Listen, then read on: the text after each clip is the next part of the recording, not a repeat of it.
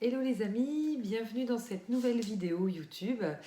On va voir aujourd'hui le choix du pendule, comment fonctionner pour choisir votre pendule, le pendule qui va aller le mieux en fait avec votre fonctionnement.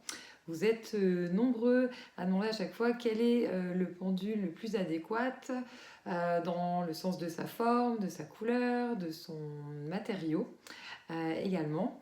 Voilà. Alors personnellement, on va dire pour mon fonctionnement, je ne pense pas qu'il y a un pendule idéal. Voilà, pour moi, je compare ça un petit peu à l'affectif, au relationnel. Et pour moi, il y a une attirance qui se fait entre le pendule et soi, tout simplement.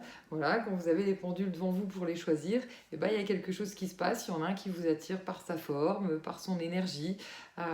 Voilà, et s'il y en a plusieurs, hein, deux, trois, après, il ne faut pas que ce soit trop non plus. L'idéal, c'est de les essayer et voir celui qui va être le plus fluide. Mais dans la majorité des cas, il s'avère que le premier voilà, que vous avez en fait ressenti, ça va être souvent en fait l'idéal en fonctionnement pour vous.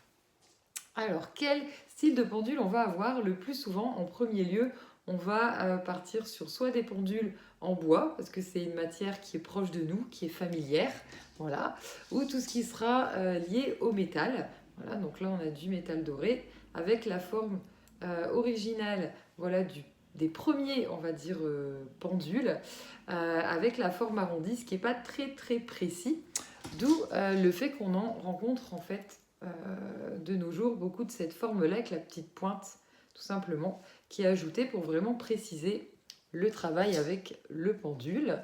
Voilà. Existe aussi donc dans le métal, vous en avez en cuivre. Voilà. Après, vous avez des petites stries en fait de précision, ce qu'on va retrouver sur tout ce qui est pendule spécifique. Voilà, notamment les pendules égyptiens. On a aussi les 7 chakras. Voilà, là, on peut utiliser idéalement pour les soins ou pour dégager. Personnellement, je ne pense pas que ce soit utile dès le début d'avoir un pendule technique.